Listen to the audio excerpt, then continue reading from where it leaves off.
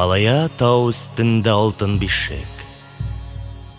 Құяш йоклый һәр кич сайын шунда төшеп, җил төн буе йоклаганын саклап тора, тирбәтә һәм өстен башын каплап тора. Йокысыннан құяш ничек уянды исә, җил шул вакыт җилбер итеп исә бөтен дөнья буе китә. Тарыгыз ди, уянырга вакыт җитә. Торып чыккач шул бишектән Кояш агай, анда кирип йоклый инде энесе Ай. Йоклый шунда йолдызлардай иелешеп, оядагы йоклап яткан кошчыклардай.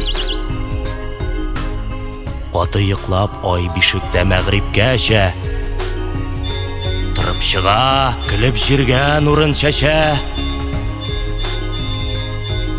Кояш һәм Ай ике туган агайыны менә шулай дустлык берлән нәүбәтләшә.